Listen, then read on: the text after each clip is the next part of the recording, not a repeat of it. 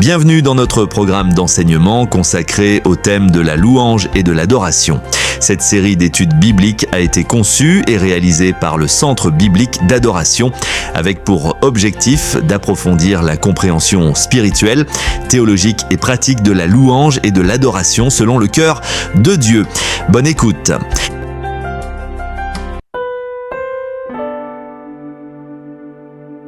Passons maintenant aux applications pratiques de l'adoration. Parler de l'adoration, c'est facile. La vivre, c'est une autre histoire. Tant qu'elle reste une belle idée, un moment réservé au culte ou une émotion passagère, elle n'a pas encore rempli sa mission. L'enjeu ici est clair, faire passer l'adoration du concept à la pratique, de l'instant au style de vie. Quand on parle d'application pratique de l'adoration, on ne cherche pas des techniques mystiques ni des performances spirituelles. On parle de décisions concrètes, répétables, incarnées dans le quotidien. Ce que chaque participant peut faire, dès maintenant, pour que l'adoration cesse d'être occasionnelle et devienne une habitude vivante, enracinée dans le cœur et visible dans les choix. L'adoration selon le cœur de Dieu ne commence pas par la musique, mais par l'alignement intérieur. Elle ne se limite pas à ce que l'on chante, mais à ce que l'on offre, son temps, son attention, ses priorités, son obéissance. Autrement dit, l'adoration se mesure moins au volume de la voix qu'à la cohérence de la vie. Dans cette partie, nous allons donc quitter le terrain des belles intentions pour entrer dans celui des pratiques spirituelles simples mais transformatrices, des clés accessibles, réalistes, applicables par tous. Parce que Dieu ne cherche pas des adorateurs spectaculaires, mais des adorateurs constants. Bref, si l'adoration est réellement une réponse d'amour à Dieu, elle ne peut pas rester confinée à un moment liturgique ou à une atmosphère dominicale. Elle est appelée à descendre dans le quotidien, à s'inviter dans le lundi matin, à s'incarner dans nos choix, nos habitudes et notre manière de vivre Dieu au jour le jour. C'est précisément à ce niveau que la foi cesse d'être théorique et que l'adoration devient une discipline joyeuse, structurée et transformatrice. Autrement dit, on passe de l'émotion à l'intention, puis de l'intention à l'action. Pour aider chacun à franchir ce cap, nous allons explorer des applications concrètes, simples mais puissantes, pensées pour installer l'adoration comme une réalité vécue et durable. Ces pratiques ne sont pas des contraintes spirituelles, mais des leviers de croissance. Pour passer du principe à la pratique, nous allons maintenant voir des applications concrètes qui aideront chacun à faire de l'adoration une habitude vivante et durable. 1. Journée. 30 minutes d'adoration non négociable. 2. Carnet de résonance spirituelle. 3. Duo d'adoration hebdomadaire. 4. Tableau de gloire. Quotidien. 5. Défi des 5 portes d'adoration. 6. Soirée, adoration et action. 7. Méditation thérapeutique. 8. Engagement personnel, écrit.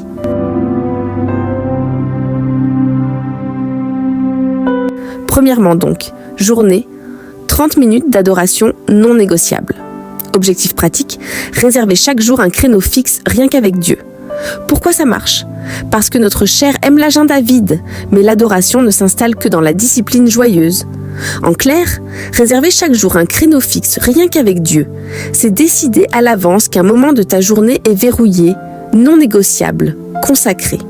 Pas si j'ai le temps, pas si je ressens quelque chose. C'est un rendez-vous posé dans l'agenda intérieur, comme un engagement professionnel. Sauf que là, c'est avec Dieu. Et maintenant, pourquoi ça marche ? Et là, on est très concret. Notre chair aime l'agenda vide.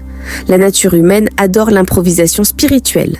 Un agenda vide laisse la place à la fatigue, aux urgences, aux écrans, aux humeurs. Résultat, Dieu passe après tout le reste, sans même qu'on l'ait décidé. L'adoration ne s'installe que dans la discipline joyeuse. L'adoration durable ne naît pas de l'émotion, mais de la fidélité. La discipline, ce n'est pas une contrainte religieuse, c'est une structure qui protège la relation. Et elle devient joyeuse parce qu'au bout d'un moment, ce rendez-vous n'est plus un effort, c'est un manque quand on le saute.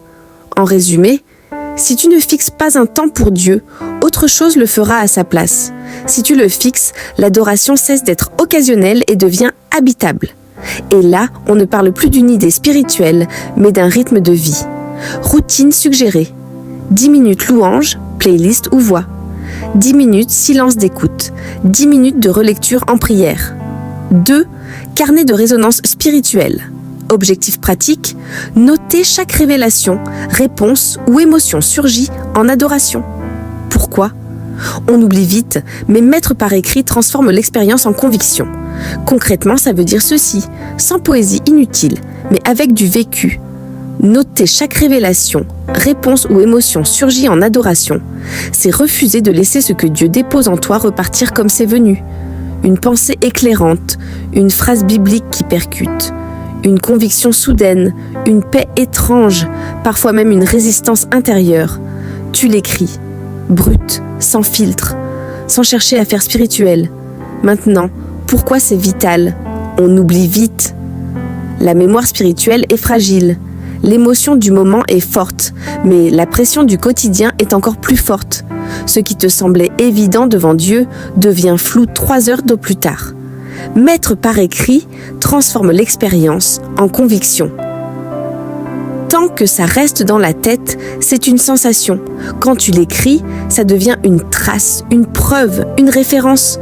Tu peux y revenir, t'y appuyer, t'y confronter quand le doute arrive. En jargon très pratique, écrire, c'est figer la visitation. C'est donner une colonne vertébrale à ce que Dieu t'a fait vivre. C'est passer du « j'ai ressenti » au « je sais ».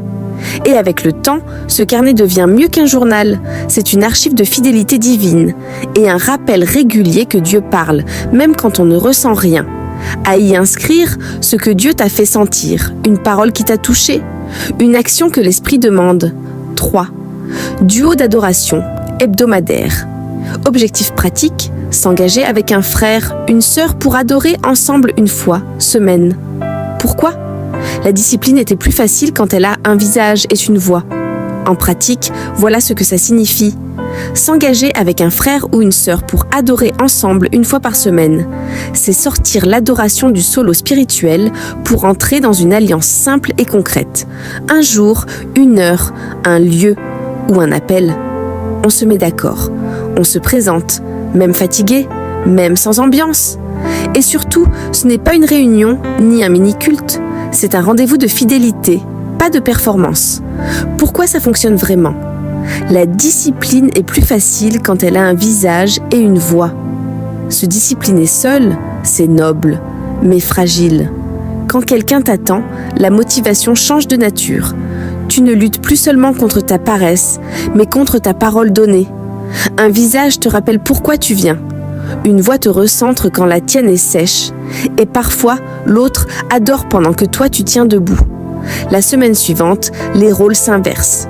En clair, l'adoration partagée crée une responsabilité bienveillante. Pas du contrôle, pas de pression spirituelle, juste une présence qui t'aide à rester constant. Et souvent, c'est là que la fidélité devient durable. Parce qu'on tient mieux à deux, surtout quand le feu baisse, mais que l'engagement, lui, reste allumé. 4. Tableau de gloire, quotidien.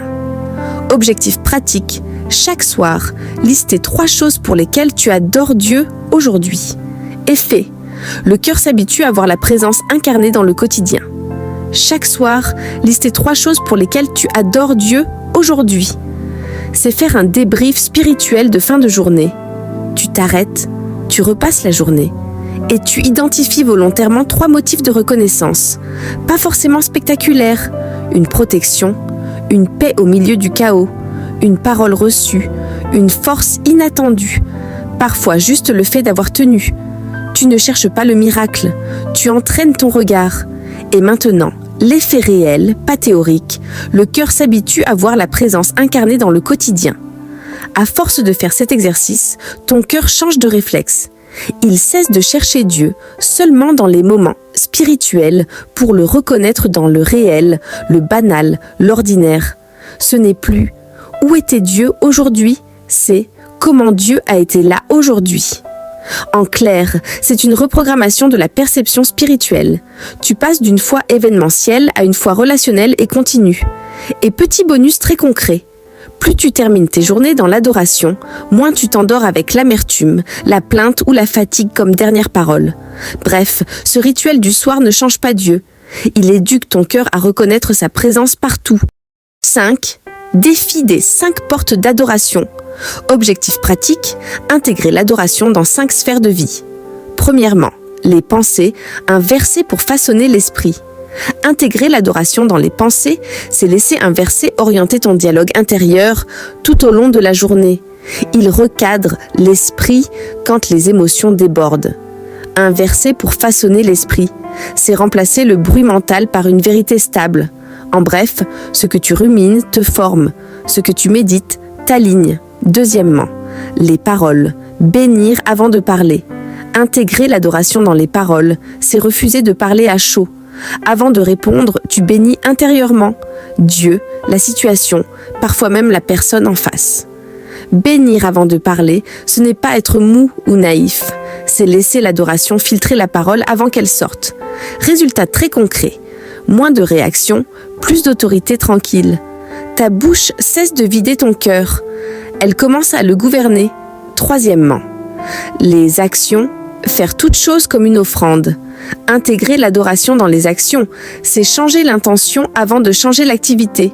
Ce que tu fais reste parfois banal, mais le pourquoi devient sacré.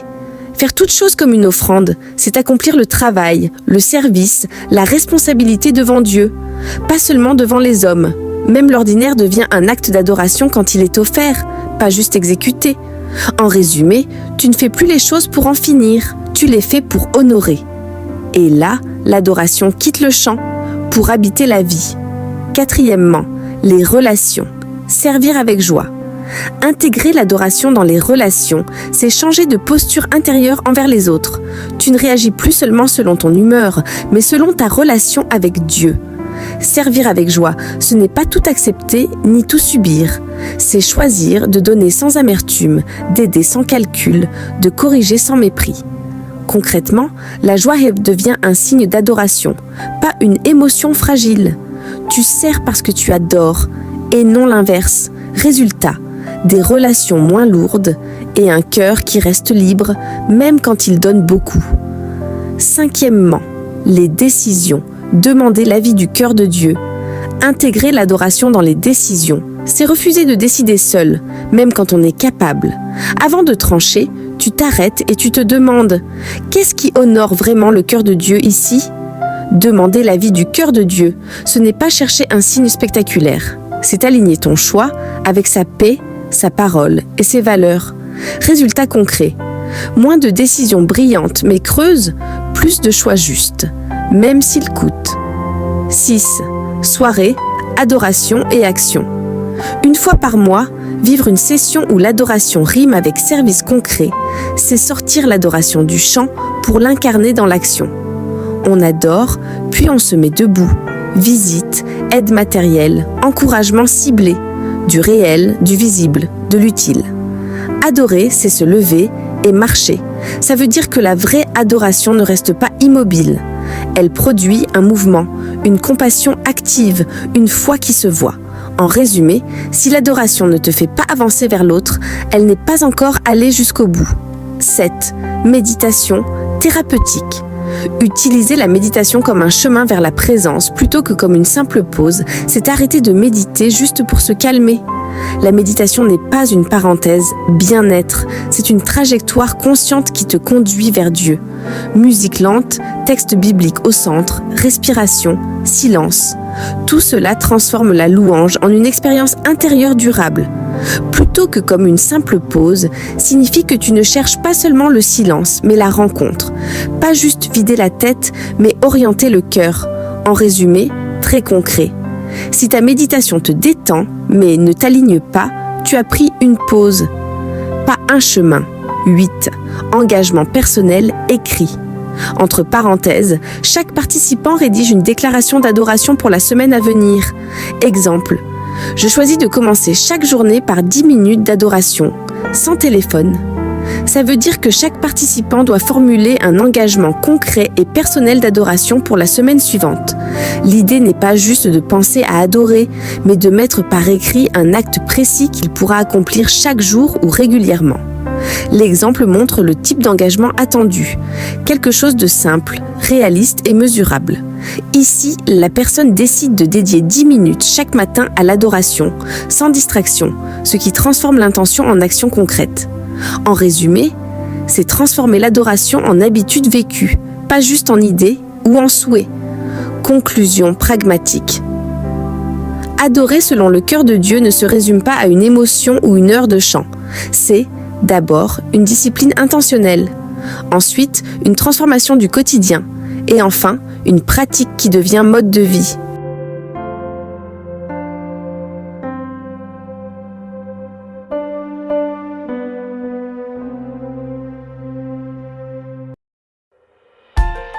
Nous vous remercions d'avoir suivi cet enseignement conçu et réalisé par le Centre biblique d'adoration.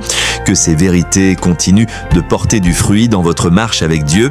Nous vous donnons rendez-vous très bientôt pour la prochaine session d'enseignement. Que le Seigneur vous bénisse